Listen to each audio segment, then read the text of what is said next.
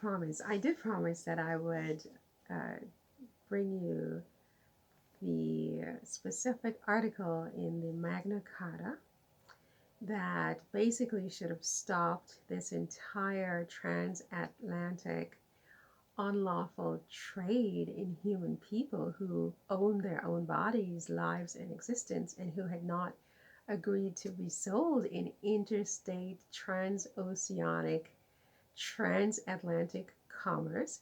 And that is Article 29 of the Magna Carta. As I have said, the Magna Carta is 806 years old. It has been in effect uninterruptedly for 806 years in England.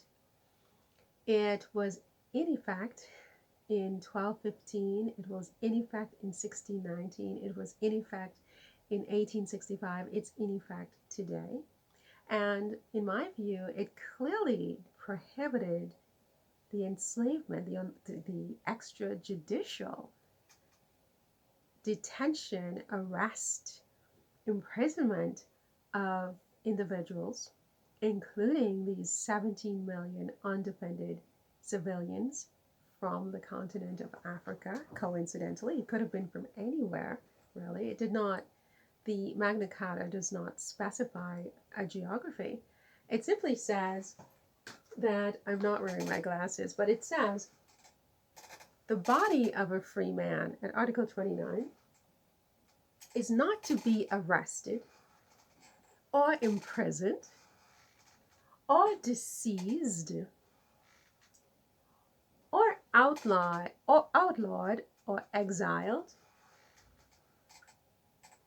or in any way ruined,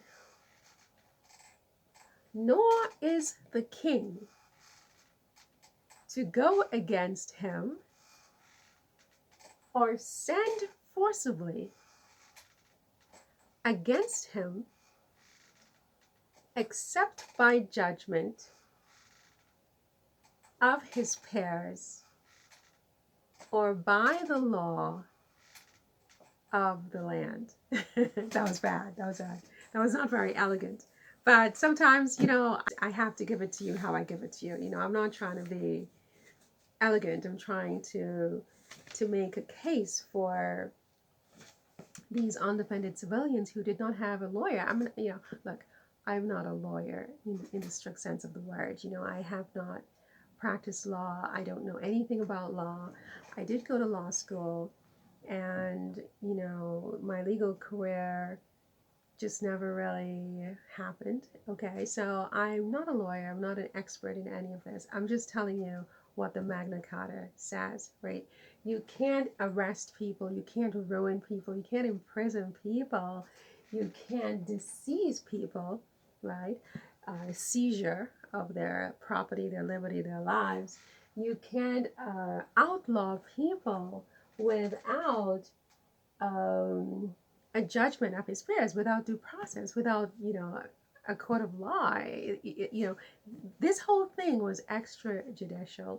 It was outside of a process where the people who were ruined and arrested and imprisoned on their work sites for a cumulative 244 years, they simply didn't have a way to petition the government to protest this unlawful seizure, this unlawful imprisonment on their work sites. And the Magna Carta, having existed since 1215, the 13th century, uninterruptedly, in my view, should have stopped all of this from the beginning. And then, of course, you have the U.S. Constitution, which in part is based on the Magna Carta, I believe, Article. Right, well, as I said, I'm not wearing my glasses, so I have to sort of squint to see the screen while I speak to you. But it says in Article 29 that the body of a free man is not to be arrested or imprisoned or deceased or outlawed or exiled or in any way ruined, nor is the king to go against him or send forcibly against him except by judgment of his peers or by the law of the land. That's what it says in Article 29 of the Magna Carta. I believe that originally that was at Article 39, but the Magna Carta has been repealed in part and amended in part over the 800 centuries, or the 8 centuries, I'm sorry, that it has been in force in England. And so when British subjects originally landed on African shores to basically arrest people, imprison them on their work site, sell them, dispossess them of the possession of their own bodies, lives, and labor, outlaw them so that they were now below the law, they were not even human beings, exile them from their countries, ruin their lives and for multiple generations. This was unlawful, okay, pursuant to British law. And because American law is largely based on British law, including the Constitution of the United States, the Fifth Amendment of the Constitution, all of the amendments of the Constitution, for that matter, the entire Constitution, in some way, shape, or form, based on British law, the British Bill of Rights, or the English Bill of Rights, which is based on the Magna Carta. Also, it seems clear that the Magna Carta should have applied and should have stopped this from day one. So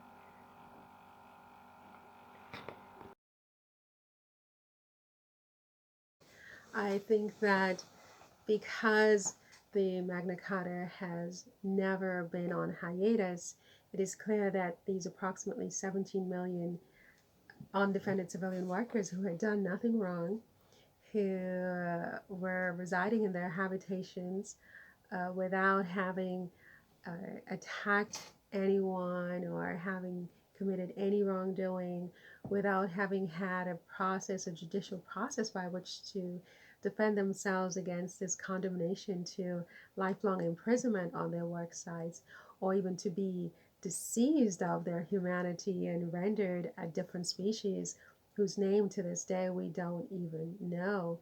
I think that because the Magna Carta has existed and the law is still clearly in opposition to this kind of conduct, which was allowed to become customary international law with the statutory and apparent authority of these powerful governments and powerful monarchies.